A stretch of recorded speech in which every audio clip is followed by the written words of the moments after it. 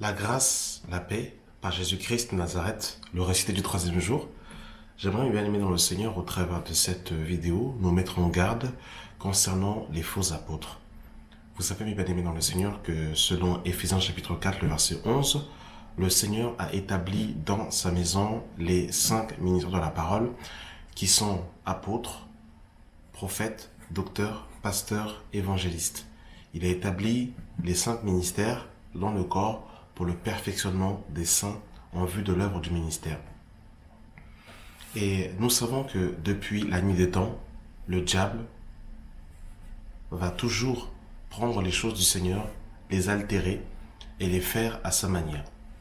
De la même manière que vous avez les ministères du Seigneur, donc apôtres, prophètes, pasteurs, docteurs, évangélistes, qui ont été choisis par Dieu dès la fondation du monde, qui ont reçu l'onction du Seigneur, vous avez également aussi des apôtres, des prophètes, des pasteurs, des docteurs, des évangélistes, mais par contre qui, eux, servent leur maître qui est le diable. Donc, c'est important d'avoir ce discernement-là, parce que vous pouvez avoir des gens qui, effectivement, ont une sorte d'onction sur eux, mais qui n'est pas l'onction de l'esprit, mais qui est plutôt celle du malin. Et ils sont animés de l'esprit de l'erreur, de l'esprit du mensonge, et n'ont pas reçu le mandat du Seigneur. Et j'aimerais nous mettre en garde, particulièrement concernant le ministère d'apôtres.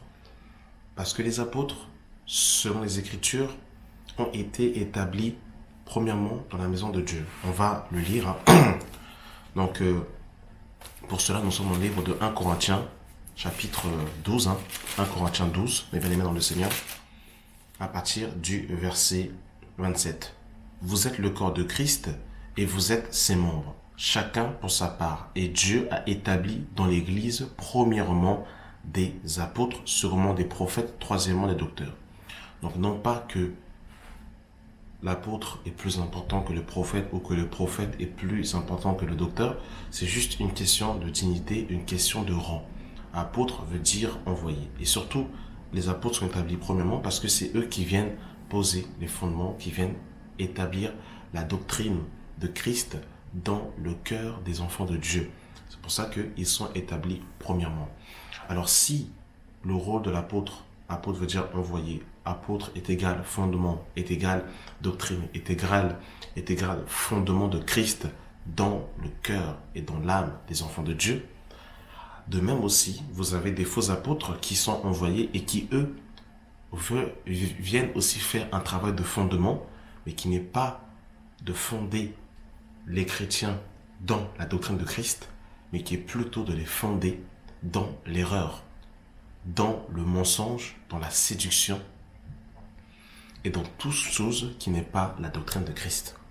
Regardez ce que l'apôtre Paul nous dira dans le livre de 2 Corinthiens. 2 Corinthiens, chapitre 11, à partir du verset 13.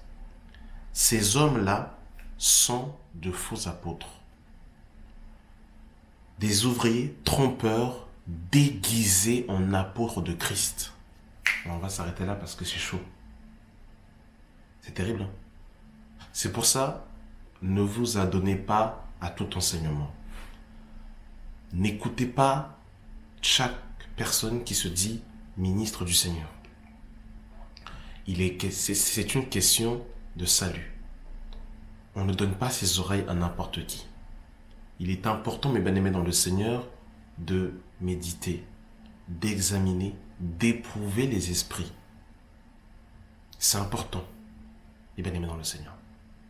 Parce que beaucoup se revendiquent apôtres et ne le sont pas. Beaucoup se revendiquent prophètes, pasteurs, docteurs et ne le sont pas. Ils sont déguisés en apôtres de Christ, mais ils ne sont pas des apôtres. C'est ce que la Bible nous dit. Ces gens-là sont des faux apôtres, des ouvriers trompeurs déguisés en apôtres de Christ. Et cela n'est pas étonnant, puisque Satan lui-même se déguise en ange de lumière. Il n'est donc pas étrange que ces ministres, donc le diable a des ministres, que ces ministres aussi se déguisent en ministres de justice. Leur fin sera sur leurs œuvres. Waouh! Vous vous rendez compte? Donc les faux apôtres viennent aussi dans les assemblées, dans les maisons, dans les bâtiments, dans les rues. Ils viennent et eux aussi s'adonnent et s'établissent en ministres de Christ. Et c'est exactement ce qui s'est passé à Corinthe. Paul est passé, il a fait un travail, et quand Paul est parti, des soi-disant ministres sont venus par derrière pour renverser le travail de Paul, et en plus pour cela, pour le dénigrer. Vous vous rendez compte? Mais par contre, le fruit les disqualifie. C'est ce que Jésus-Christ dira dans Matthieu chapitre 7 concernant les faux prophètes. Ils viennent à vous en vêtements de brebis, mais en dedans, ce sont des loups cruels. Vous les reconnaîtrez à leurs fruits. C'est le fruit qui qualifie ou qui disqualifie quelqu'un. Et bien aimé dans le Seigneur.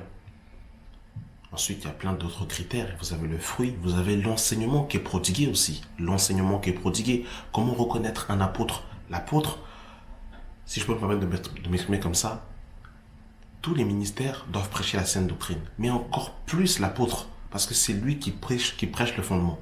Si on a une question sur la doctrine, si on a une question sur les fondements des Écritures, on va se tourner plus vers l'apôtre. Parce que c'est lui qui est censé poser les fondements, poser les bases. Mes amis, quand quelqu'un pose des mauvaises bases, des mauvais fondements dans votre vie, vous pouvez être converti, vous pouvez avoir reçu l'Esprit de Christ, mais ça peut être pour vous comme en fait un handicap que vous allez traîner toute votre vie.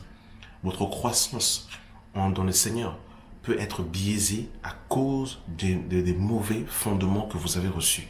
Il y a des personnes, ils ont une colonne vertébrale spirituelle qui est tellement déformée, ils ont une scoliose spirituelle, qu'aujourd'hui, pour les recadrer avec la parole de Dieu, je dirais pas que c'est impossible, mais si Dieu n'intervient pas, c'est impossible de les recadrer. Tellement que ils ont reçu des fondements en eux qui les a éloignés de la vérité. Et pour les ramener à la vérité, c'est tellement dur parce qu'ils ont reçu des fondements, mais ces fondements n'étaient pas celles du Seigneur.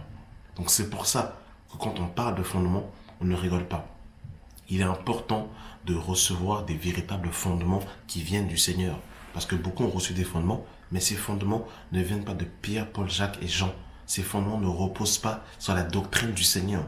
Et ce que je disais précédemment, c'est que un ministre du Seigneur doit prêcher la sainte doctrine, la parole de Dieu, telle qu'elle a été enseignée. L'apôtre de Christ vient se caler sur ce que les apôtres ont dit, sur ce que Pierre, Paul, Jacques et Jean ont annoncé, sur ce que les prophètes ont annoncé, sur ce que Christ a annoncé, les fondements, parce que c'est le fondement qui doit venir poser doit être Christ. Et ce fondement doit être bien posé. Sinon, malheureusement, mes bien-aimés dans le Seigneur, vous recevrez des mauvais fondements et vous serez éloignés de la vérité. Quand la vérité viendra, elle ne s'emboîtera pas à votre âme parce que votre âme a été fondée malheureusement sur l'erreur. Seigneur, sauve-nous. Et regardez ce que la Bible nous dit dans le livre de Tite. De Tite, chapitre 1. Je t'ai laissé en Crète afin que tu mettes en ordre ce qui reste à régler et que selon mes instructions, tu établisses des anciens dans chaque ville. Si s'y trouvent quelques hommes irréprochables, maris d'une seule femme, ayant des enfants fidèles qui ne soient ni accusés de débauche ni rebelles. Car il faut que l'évêque soit irréprochable comme économe de Dieu, qu'il ne soit ni arrogant, ni colère, ni abonné au vin, ni violent, ni porté à un gain déshonnête, mais qu'il soit hospitalier, ami des gens du bien, modéré, juste, saint, tempérant, verset 9, attaché à la vraie parole telle qu'elle a été enseignée, afin d'être capable d'exhorter sur la sainte doctrine et de refuter les contradicteurs. Donc là, ici, on nous parle en fait de l'ancien. Alors, à combien plus forte l'apôtre ne doit-il pas être attaché et être fidèle à la sainte doctrine? Il doit être minutieux. Il ne peut pas aller au-delà de ce qui est écrit. Il doit rester biblique, bien aimé dans le Seigneur. Alors, vous imaginez des faux apôtres qui viennent à vous et qui se présentent et qui brandissent leur titre en avant, mais qui ne sont pas des apôtres du Seigneur et qui éloignent les enfants de Dieu de la vérité de l'Évangile. Regardez dans le livre de l'Apocalypse, chapitre 2. Parce que, vous savez, des fois, on tord les Écritures. Où quelqu'un arrive et il dit qu'il est apôtre, et on brandit le passage de 1 Corinthiens chapitre 13 qui dit « L'amour ne soupçonne pas le mal ». Alors, on va prendre ce passage pour croire aveuglement et stupidement quelqu'un qui présente son CV, qui se dit apôtre, prophète, pasteur, docteur, évangéliste. C'est faux. La Bible dit dans le livre de 1 Jean chapitre 4, n'ajoutez pas foi à tout esprit, mais éprouvez les esprits pour savoir s'ils sont de Dieu. Éprouver, c'est mesurer au creuset de la parole, un peu comme les Juifs de Béryl l'ont fait avec Paul. Dans Acte 17, le verset 11, ils ont vérifié les Écritures pour voir si ce que Paul leur disait était exact. Et regardez ce que la Bible nous dit dans le livre de Apocalypse, chapitre 2, le verset 1. Écrit à l'ange de l'église d'Éphèse. Voici ce que dit celui qui tient les 7 étoiles dans sa main droite, celui qui marche au milieu des 7 chandeliers d'or.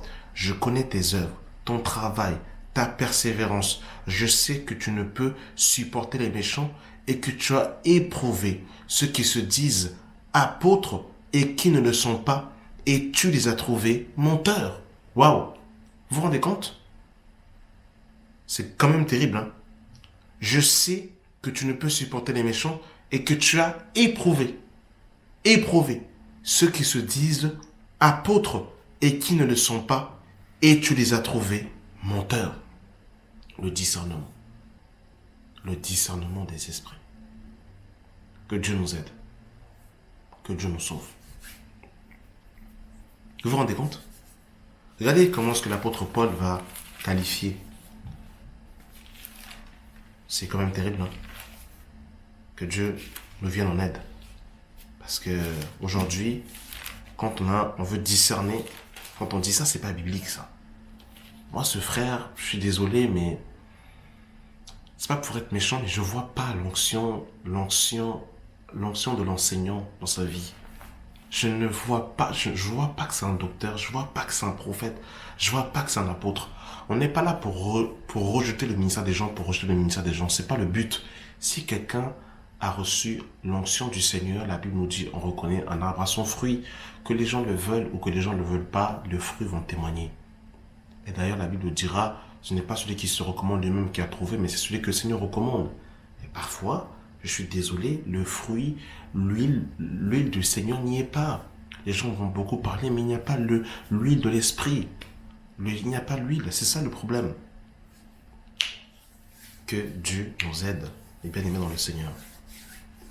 Paul dira, je ne sais pas si on se rend compte, hein, Paul dira, Philippiens 3, le verset 2, prenez garde aux chiens, prenez garde aux faux ouvriers, prenez garde aux faux circoncis. Vous vous rendez compte? C'est écrit dans nos Bibles. C'est-à-dire que c'est pas une blague, on ne plaisante pas avec ces choses. Je ne sais pas si on se rend compte les dégâts collatéraux que les faux ouvriers les faux ouvriers du diable créent dans la maison de Dieu. Je ne sais pas si on se rend compte. Il y a des couples des familles qui ont été brisées. Il y a des vies qui ont été cassées par des fausses prophéties, par des fausses visions. Ne parlons pas des fausses prophétesses aussi, parce qu'il faut qu'on parle de ces des fausses prophétesses. Si Dieu nous permet, on fera aussi une vidéo sur les fausses prophétesses, soi-disant du Seigneur, qui racontent des visions mensongères, matin, midi, soir, habillées de blanc, pas maquillées, pas de bijoux, avec des voiles serrés, qui serrent à la tempe, le sang ne passe même plus, mais qui en vérité ne sont même pas les servantes du Seigneur. C'est grave, les dégâts qui sont. Que Dieu nous vienne en aide. Encore, le fruit. C'est le fruit qui a qualifié Paul. Et non pas son élocution à dire je suis. Que Dieu nous aide, que Dieu nous donne le discernement des esprits. Voilà. Merci d'avoir pris le temps de regarder cette vidéo et que la grâce et la paix soient avec vous dans notre Seigneur et Sauveur Jésus-Christ. Amen.